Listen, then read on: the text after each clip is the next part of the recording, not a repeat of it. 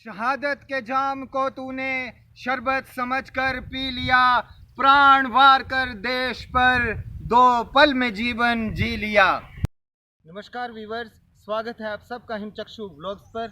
मैं हूं एमआर भाटिया और आज के इस ब्लॉग में हम बात करेंगे भारत के वीर शहीद सपूत कैप्टन विक्रम बत्रा जी की। यही वो बंदला गांव की गली है जहां पर परम चक्कर विजेता अमर शहीद कैप्टन विक्रम बत्रा जी का घर है। तो आइए चलते हैं इस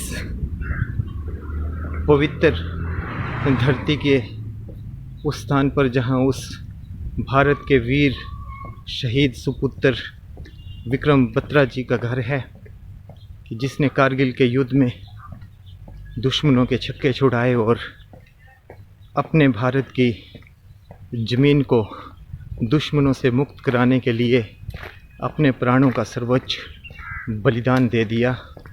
यही वो पवित्र धरा, यही वो पवित्र गांव जहां पर कैप्टन विक्रम बत्रा का ये घर और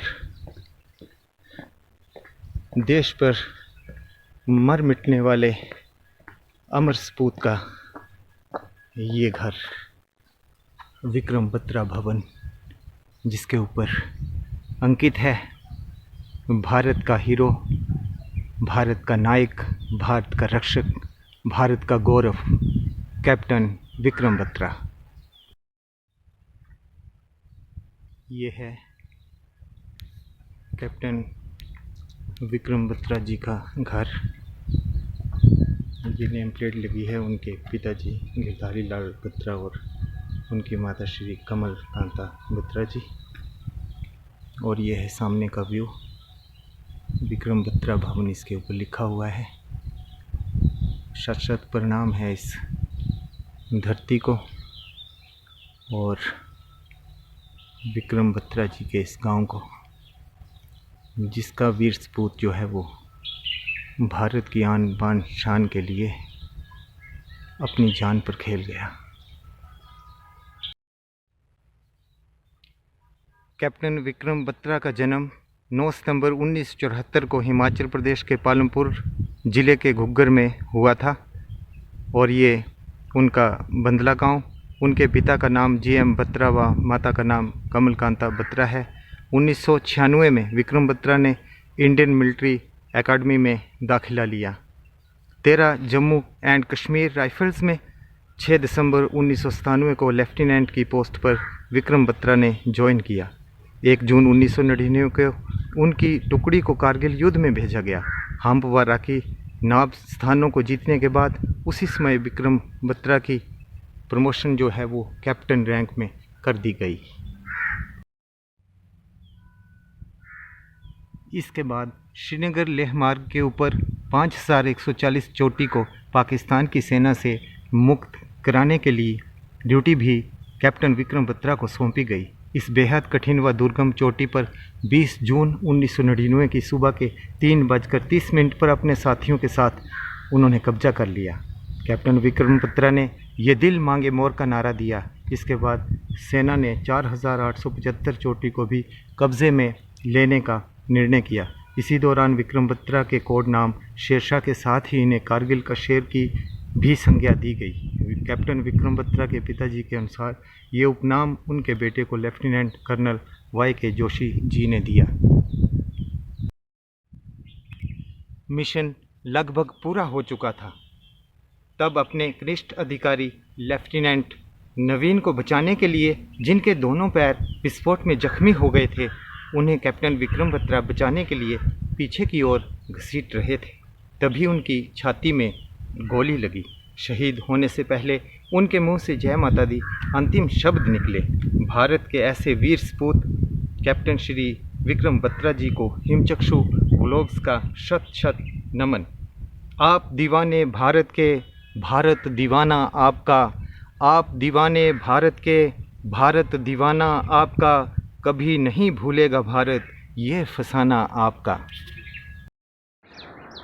वो धरा कितनी पावन है जिस पर तूने जन्म लिया, उपकार किया हम पर और भारत का भी कर्ज अदा किया। जब मैंने पालमपुर में विक्रम बत्रा जी के घर को शूट किया और वहाँ की तस्वीरें ली और उनकी जीवनी जो है वहाँ पर बोली, तो तब मुझे वहीं पता चला कि यहाँ से कुछ ही दूरी के ऊपर सौरभ वन विहार है, जो कि शहीद सौरभ कालिया जी की याद में सरकार ने बनाया है। और वो भी कारगिल शहीद थे, जिनको कि कारगिल युद्ध के दौरान ही बंदी बना लिया गया था। और उनको बंदी बनाने के दौरान जो है बहुत सारे कष्ट दिए गए थे, जिनका सबूत तब मिला जब उनका शव हिंदुस्तान को सौंपा गया। तो ये एक और भारत के वीर सपूत जो मातृभूमि के लिए जिन्होंने अपने प्राणों का सर्वोच्च बलिदान दिया, कैप्टन सौरभ कालिया जी, और उनकी याद में ये बनाया गया सौरभ वन विहार जो है वो पालमपुर में ही है। तो मैंने सोचा कि मैं ख़ुद भी इसको देखूंगा और नमस्कार करूंगा, नमन करूंगा, और अपने हिमचक्षु अपने हिमचक्षु जो व्लॉग्स है उसके व्यूवर्स के लिए भी इसको ज़रूर मैं दिखाऊंगा। तो ये आप देख सकते हैं, सौरभ वन विहार जो है वो कारगिल अमर शहीद कैप्टन सौरभ कालिया जी की याद में जो है वो बनाया गया है।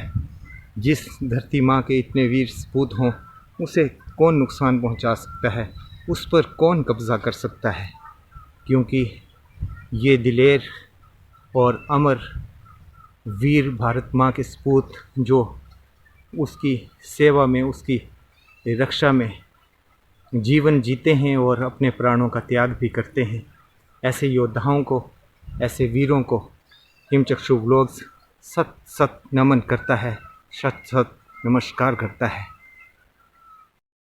आज के व्लॉग में इतना ही, फिर मिलते हैं किसी नए व्लॉग में। तब तक के लिए जय हिंद, जय हिमाचल।